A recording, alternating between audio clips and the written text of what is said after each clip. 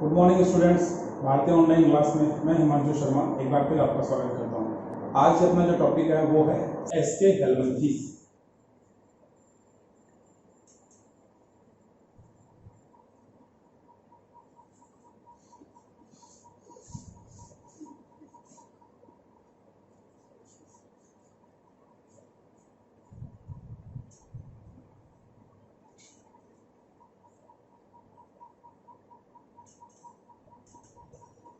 SK हेलमंथीस, पहले इसके example की बात करते हैं। एग्जांपल है इसका एस्केरिस।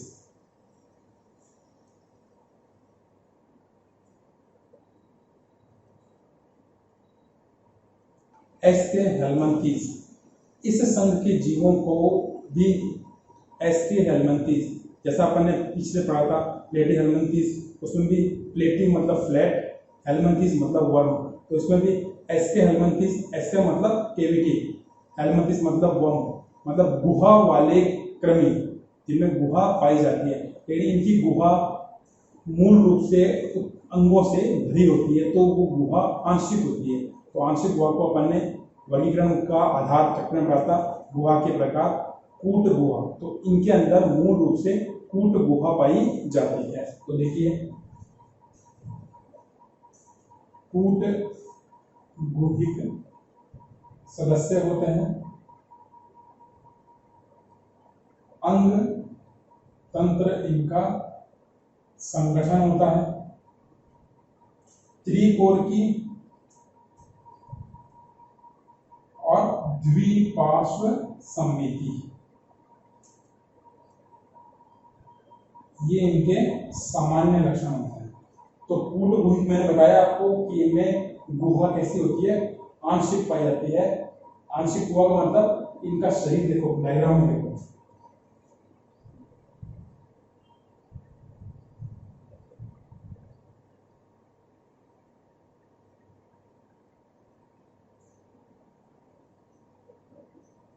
अब भीतर से कैसा होता है, ये खोखला होता है।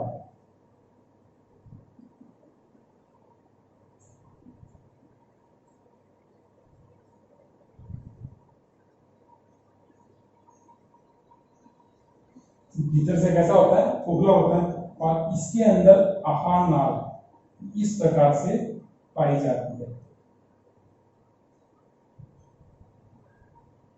कुंडलित आहार नाल सफेद धागे नुमा संरचना के रूप में पाई जाती है। तो अब देख हुआ पहले दिख रही थी, लेकिन अब आपको दिखाई नहीं दे रही है, आंशिक दिख रही है, इसलिए क्या बोलते हैं इसको कूट गुहिक सदस्य कहते हैं। फिर अंग तंत्र संगठन, तो पाचन तंत्र पाया जा रहा है, ठीक है। आहार नाल बताया था, पाचन तंत्र हो गया, और आसंजन अंग, जनन अंग इसमें पाए जाते हैं। फिर बात करते हैं त्रिकोरकी। तो त्रिकोरकी मतलब एक्टो, मीजो और एंडो, तीनों प्रकार के जनन स्तर इसमें पाए जाते हैं। भ्रूण के विकास के अंदर वर्गीकरण का आधार जो ना टॉपिक था, उसके अंदर अपन ने ये तीनों द्विकोरकी और त्रिकोरकी की बातें की थी। तो ये त्रिकोरकी होता है। और द्विपार्श्व समिति, जो विकसित जीव होते हैं उनको केवल लंबवत अक्ष से काटने पर ही समान दो भागों में बांटा जा सकता है। तो ये इसकी विशेषता होती है, ये इसके सामान्य लक्षण है। इसके अलावा इसमें स्पष्ट रूप से लैंगिक द्विरूपता पाई जाती है। अब लैंगिक द्विरूपता किसे कहते हैं, जब किसी जीव को बाह्य लक्षणों के आधार पर उसको पहचान सके कि इनमें से नर कौन है और मादा कौन है, तो उसको बोलते हैं लैंगिक द्विरूपता। आपके सामने दो कबूतर बैठे हों तो आप उनमें देखकर नहीं बता सकते कि ये नर कबूतर कौन सा है और मादा कबूतर कौन सा है, लेकिन आपके सामने मोर अगर आपके सामने हो तो आप देखकर बता सकते हो कौन सा नर है कौन सा मादा है। जो नर मोर होता है वो रंगीन लंबे पंख वाला होता है, मादा जो मोर होती है तो वो कैसी होती है, मटमैले रंग की, और चटकीले भड़कीले रंग उसमें नहीं पाए जाते। तो जिन लक्षणों को जिन जीवों को बाह्य लक्षणों के आधार पर इजीली पहचाना जा सकता है उन्हें बोलते हैं लैंगिक द्विरूपी लक्षण कहते हैं। तो मानव के अंदर भी लैंगिक द्विरूपता पाई जाती है। हम बाह्य लक्षण के आधार पर नर और मादा जीवों के अंदर अंतर कर सकते हैं। तो इसके अंदर जो नर होता है उसका अंतिम हिस्सा, नर का अंतिम हिस्सा है, देखो आपके सामने ये मुड़ा हुआ होता है, और मादा का अंतिम हिस्सा सीधा होता है। मादा कैसी होती है? नर की अपेक्षा लंबी होती है। तो ये लक्षण है नर और मादा। ठीक है, आपको डायग्राम दिखा रहा हूं, देखिए नर और मादा दोनों डायग्राम दिखा रहा हूं, देखिए।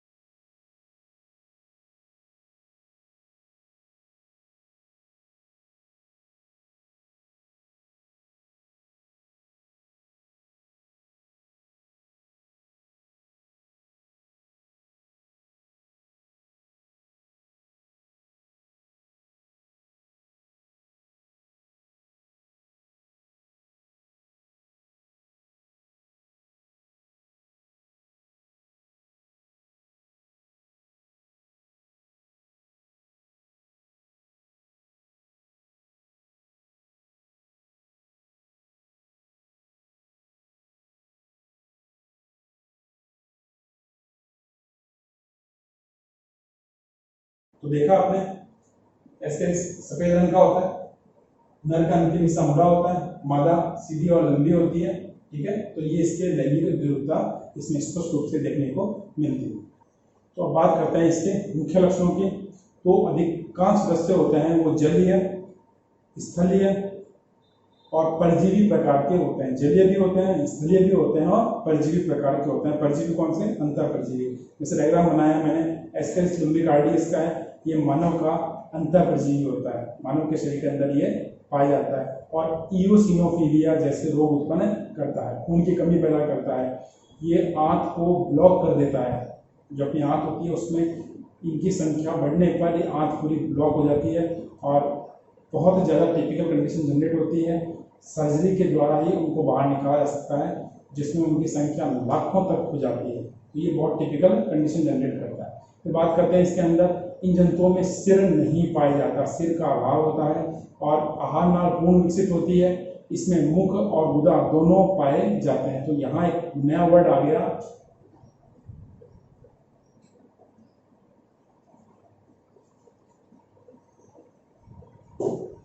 आहार नाल में एक नया वर्ड आ गया, आहार नाल। आहार नाल मूल रूप से दो प्रकार की होती है, एक तो होती है पूर्ण और एक होती है अपूर्ण। अब दोनों में अंतर देखिए, आहार नाल एक तो होती है पूर्ण आहार नाल, एक होती है अपूर्ण आहार नाल। पूर्ण आहार नाल किसे कहते हैं? ऐसी आहार नाल जिसमें मुख व गुदा, ऐसी आहार नाल जिसके अंदर मुख और गुदा ये दोनों अंग पाए जाएंगे, उसको क्या बोलते हैं? पूर्ण आहार नाल कहते हैं। और अगर किसी जीव के अंदर मुख या गुदा, इन दोनों में से केवल एक ही भाग पाया जाए, या तो मुख पाया जा रहा है या गुदा, दोनों में से एक पाया जाए, तो क्या बोलेंगे? उसको अपूर्ण आहार नाल कहेंगे। आहार नाल के सारे भाग पाए जा रहे हैं, ठीक है, लेकिन अगर क्या नहीं है, गुदा नहीं है, तो उसे अपूर्ण आहार नाल कहा जाएगा। आहार नाल के जितने भी भाग है सारे एब्सेंट है, मुख और गुदा ही दो चीज पाई जा रही है, तो भी उसे पूर्ण आहार नाल कहा जाएगा। तो एस्केरिस के अंदर आहार नाल कैसी होती है? पूर्ण, क्योंकि मुख भी पाया जाता है और उसमें गुदा भी पाई जाती है। क्लियर होगी बात ये? फिर बात करते हैं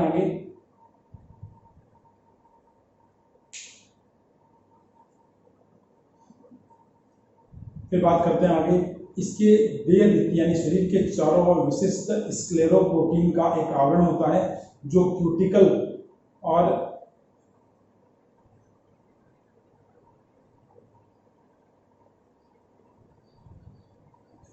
फिर बात करते हैं आगे, इसके देह यानी बॉडी वॉल के चारों ओर स्क्लेरोप्रोटीन की एक विशिष्ट क्यूटिकल और कोशिकीय उपकला। फिर बात करते हैं आगे, देह भित्ति के चारों ओर स्क्लेरोप्रोटीन की विशिष्ट क्यूटिकल और कोशिकीय अधिचर्म पाई जाती है, जो इसकी सुरक्षा करती है। ये जीव है, इसके चारों ओर क्यूटिकल और विशिष्ट प्रकार की कोशिकीय अधिचर्म पाई जाती है, जो क्या करती है, इसकी सुरक्षा करती है, क्योंकि हार्ड नाल में रह रहा है तो वहां पर HCl या पाचक एंजाइम इसको पचाकर नष्ट कर देंगे, तो उससे बचने के लिए इसके चारों ओर विशिष्ट आवरण पाया जाता है। फिर बात करते हैं आगे, इसके अंदर श्वसन तंत्र और परिसंचरण तंत्र नहीं पाया जाता, क्योंकि जे जहां निवास करता है वहां ऑक्सीजन नहीं होती, तो शरीर की देह भित्ति के द्वारा ही ऑक्सीजन का आदान प्रदान कर लिया जाता है। तो अवायुष्ठन क्रिया करता है, तो ऐसों के लिए क्या नहीं चाहिए, परिसंचरण तंत्र या श्वसन तंत्र की आवश्यकता नहीं होती। फिर इन जीवों के अंदर तंत्रिका तंत्र जो पाया जाता है, वो तंत्रिका तंत्र ऊपर की ओर आकर आपस में जुड़ जाता है और वो मिलकर समस्त शरीर का नियंत्रण करता है। तो देखिए, जैसे ये जीव का ये वाला भाग है, यहाँ मैं दिखा रहा हूँ आपको, इस तरफ ये तंत्रिका कोशिका यहाँ से गई, ये इधर से गई और मिलकर आपस में एक वलय बना लेती है। ये इसके शरीर के शीर्ष भाग में, ये फिर इसका शीर्ष भाग है, ये साइड में तंत्रिका इधर से आई, तंत्रिका इधर से आई और ये मिलकर क्या बना लेती है, तंत्रिका वलय। ये तंत्रिका वलय मस्तिष्क के समकक्ष कार्य करता है, यानी नियंत्रण का कार्य करता है। तो ये इसकी तंत्रिका वलय पाई जाती है इसके अंदर। फिर एकलिंगी प्रकृति का जंतु होता है, नर अलग होता है, मादा अलग होती है, और इनके अंदर परिवर्धन जो होता है वो प्रत्यक्ष या अप्रत्यक्ष बाल्यावस्था पाई भी जाती है और नहीं भी पाई जाती, दोनों प्रकार के सदस्य इसके होते हैं। जनन तंत्र इसमें पूर्ण विकसित होता है, उच्च स्तरीय जनन की प्रक्रिया पाई जाती है, कम से कम समय में अधिकतम संतान पैदा कर सकता है। शरीर का संगठन आपको पहले बता दिया मैंने, अंग तंत्र प्रकार का संगठन होता है और इसके जो सदस्य होते हैं वो एग्जाम्पल सबसे मुख्य सदस्य हैं वो है एस्केरिस, जो हमने डिस्कस कर लिया। एस्केरिस को गोलकर्मी भी कहते हैं, क्यों कहते हैं, क्योंकि जब आप इसको टीएस काटोगे, ऐसे काटोगे तो कैसा दिखाई देगा आपको, ये गोल दिखाई देगा, इसीलिए इसको गोलकर्मी भी कहा जाता है। इसके अलावा ट्रैकेंकुलस जो गिनी कर्मी कहलाता है, ये भी इसी का सदस्य है। इसके अलावा फाइलेरिया कर्मी, इसके अलावा फाइलेरिया कर्मी जो मानव के अंदर एक रोग होता है हाथी पांव सूजकर हाथी के पैर जैसा मोटा हो जाता है, उस रोग का रोग कारक होता है, वो है फाइलेरिया वर्म, वो भी एसके हेलमंथी संघ का ही सदस्य है। तो ये इसके मुख्य एग्जाम्पल थे। तो यहाँ पर अपना ये संघ पूरा होता है। आज शुरू करते हैं नेक्स्ट टॉपिक। नेक्स्ट टॉपिक अपना एनेलिडा।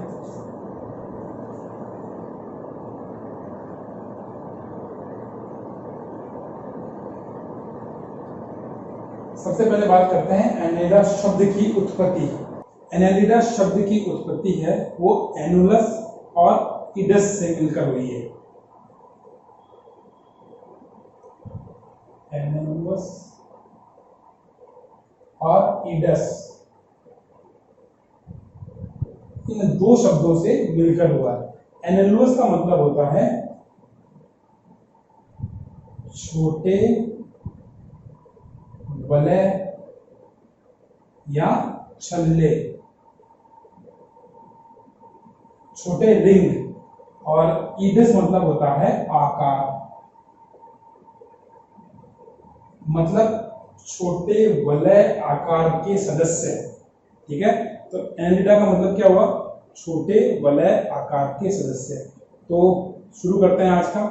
तो एनेलिडा संघ के जंतुओं की जो मुख्य विशेषता होती है वो है उनका शरीर। इनका शरीर मूल रूप से छोटे छोटे खंडों से मिलकर बना होता है। इनमें द्विपार्श्व सममिति पाई जाती है, ये त्रिकोण की दर्शाते हैं और इनके अंदर वास्तविक देहगुहा पाई जाती है। देखिए, खंडित मूल रूप से खंडी युक्त वास्तविक देहगुहा,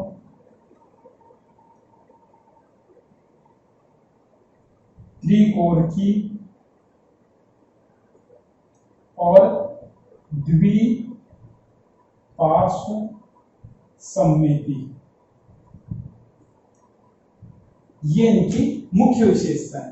और इन विशेषताओं के लिए आइडियल एनिमल लेते हैं, वो है एग्जाम्पल केंचुआ। ठीक है, आपको डायग्राम दिखा रहा हूं, देखिए।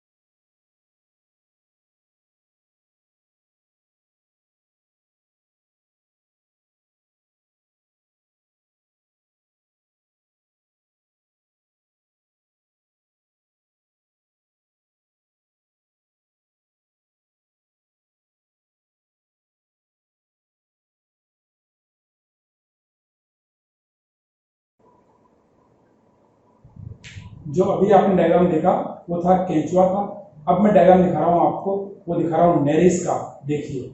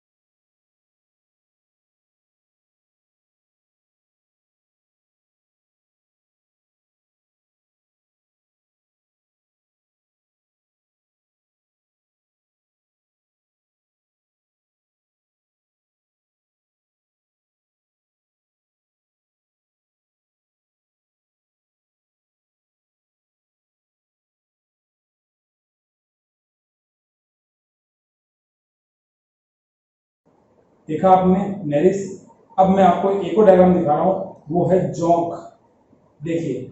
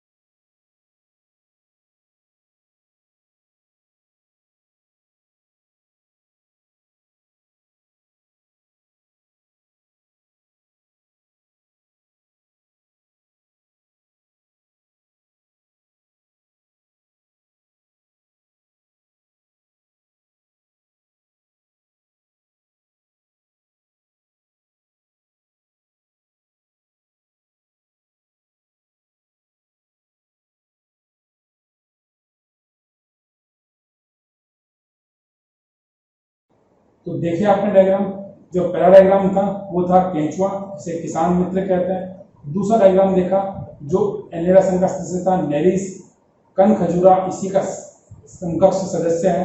और तीसरा जंतु देखा आपने वो था जोंक या लीच, जो पशुओं की सतह के ऊपर, मवेशी की सतह पर खून चूसने के लिए चिपकी हुई रहती है। तो ये थे इसके सदस्य जो मैंने आपको दिखा दिए। अब शुरू करते हैं अपन इसके सामान्य लक्षण। तो सामान्य लक्षणों में ये जो जंतु होते हैं एनेरा संघ के, वो जंतु मुक्त जीवी या परजीवी होते हैं। मुक्त जीवी कौन से? जैसे केंचुआ देखा आपने, ये मुक्त जीवी है, लेकिन जो जोंक देखा वो आपने कैसा था? परजीवी है। तो दोनों मैंने आपको पिछले डायग्राम इसीलिए दिखाए ताकि आपको डायग्राम से समझ में आ जाए। फिर दूसरी विशेषता, इस एनेरा संघ के जो सदस्य होते हैं मोस्टली वो समुद्री सदस्य होते हैं, लेकिन कुछ सादा जल में भी रहते हैं और कुछ धरातल पर भी निवास करते हैं।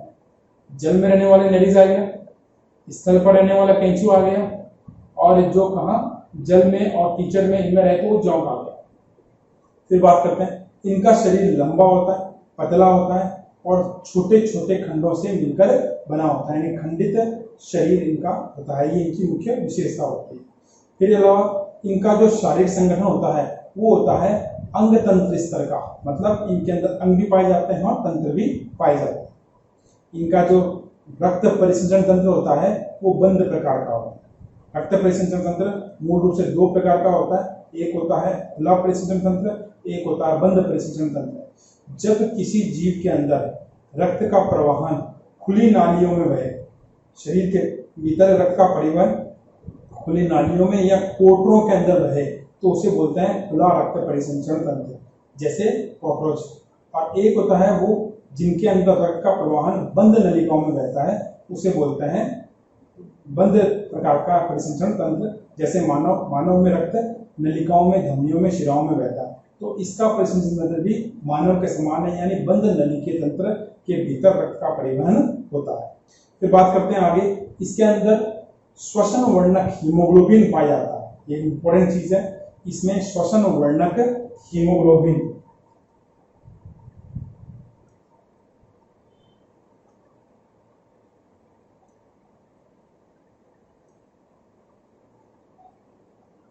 हीमोग्लोबिन पाया जाता है। हीमोग्लोबिन ऑक्सीजन के साथ जुड़ता है और अस्थायी अणु ऑक्सी हीमोग्लोबिन का निर्माण करता है। जो कोशिका के माइटोकॉन्ड्रिया में पहुंचकर वापस टूटता है, ऑक्सीजन को कोशिका को प्रदान कर देता है और हीमोग्लोबिन के साथ वहां से बनी हुई हानिकारक गैस CO2 को लेकर वापस अस्थायी अणु कार्ब हीमोग्लोबिन का निर्माण करता है और कार्ब हीमोग्लोबिन को वापस शरीर से बाहर CO2 को निष्कासित करने में सहायक होता है। तो ये इसमें जो वर्णक है, मानव के अंदर यह वर्णक RBC के साथ जुड़ा होता है, लेकिन इसके अंदर यह वर्णक प्लाज्मा में घुला होता है।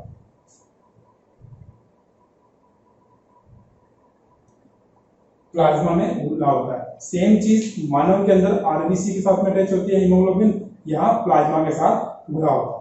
फिर बात करते हैं आगे, इसके अंदर उत्सर्जन और परासरण की प्रक्रिया के लिए एक विशिष्ट संरचना जिसे बोलते हैं नेफ्रिडिया पाई जाता है। देखो नेफ्रिडिया, इसके द्वारा उत्सर्जन यानी नाइट्रोजनी अपशिष्टों को शरीर से बाहर निकालने की प्रक्रिया वो कहलाती है उत्सर्जन, और परासरण मतलब शरीर में आयनों का संतुलन रखने की प्रक्रिया। तो ये दोनों प्रक्रिया उत्सर्जन अंग के रूप में नेफ्रिडिया के द्वारा पूरी होती है। फिर बात करते हैं आगे, इसके अंदर आहार नाल होती है वो पूर्ण प्रकार की होती है। पूर्ण प्रकार की बात अपन ने पिछली क्लास में की थी। जब आहार नाल में मुख और गुदा दोनों पाए जाते हैं तो उसे बोलते हैं पूर्ण आहार नाल। जब मुख या गुदा दोनों में से एक अनुपस्थित हो तो उसे बोलते हैं अपूर्ण। तो इसमें पूर्ण आहार नाल पाई जाती है। इसमें पाचन की प्रक्रिया मूल रूप से बाह्य कोशिकीय होती है, मतलब पाचन की प्रक्रिया कोशिका के भीतर न होकर पाचन तंत्र में होती है। तो इसका मतलब इसके अंदर पाचन तंत्र भी पाया जाता है। तो ये इसके पाचन तंत्र की विशेषता के लिए। फिर बात करते हैं आगे, इनमें जो तंत्रिका तंत्र होता है वो विशिष्ट प्रकार का होता है और तंत्रिका रज्जु इसमें उपस्थित होता है। इसके अंदर मूल रूप से दोहरी तंत्रिका रज्जु पाए जाते हैं जो अधर और पृष्ठ सतह पर स्थित होता है। फिर बात करते हैं आगे, जंतु एकलिंगी या उभयलिंगी प्रवृत्ति का होता है। एकलिंगी मतलब जिसमें एक जीव में एक ही प्रकार के जनन, या तो नर जननांग होंगे या मादा जननांग। इसमें अगर इसमें नर जननांग है तो इसमें मादा जननांग। और उभयलिंगी मतलब एक ही जीव के अंदर नर जननांग भी होंगे, इसी में मादा जननांग भी होंगे। तो दोनों प्रकार के गुण वाला सदस्य होता है। फिर आगे बात करते हैं, इसके अंदर इसमें जो गमन की प्रक्रिया है तो गमन के लिए विशिष्ट पैरापोडियम स्पेशल बात है, प्रश्न बनता है गमन के लिए पैरापोडियम शूक पाए जाते हैं। इनके द्वारा क्या करता है, ये गमन की प्रक्रिया को पूरा करता है। फिर बात करते हैं आगे, इसमें जो गमन की प्रक्रिया होती है वो दो प्रकार की होती है। ये जल में इनके द्वारा क्या करते हैं, स्विमिंग करते हैं, और स्थल पर इनकी सहायता से रेंगते हैं। यानी इनमें स्विमिंग और क्रॉविंग ये दोनों प्रकार की प्रक्रिया इनके द्वारा पूरी होती है।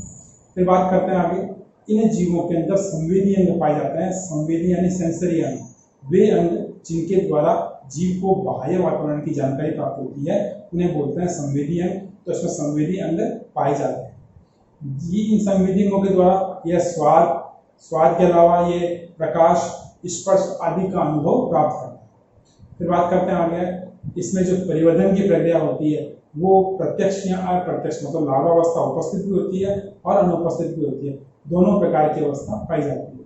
इसके इस संघ के सदस्यों के लार्वा को बोलते हैं ट्रोकोफोर कहते हैं। इस संघ के लार्वा को बोलते हैं ट्रोकोफोर। फॉर एग्जाम्पल अपन देखे लिए शुरू में देखे थे, केंचुआ है, नेरीज है, जोंक है, ये इसके मुख्य एग्जाम्पल। तो ये था अपना एनिलिडा संघ, जिसमें हमने इसके मुख्य विशेषताएं, फिर इसके सामान्य लक्षण और इसका डायग्राम, तीनों चीजों के ऊपर अध्ययन। तो ये था अपना आज का टॉपिक, एस्केहेलमंथीज और एनिलिडा। फिर मिलते हैं अगली क्लास में।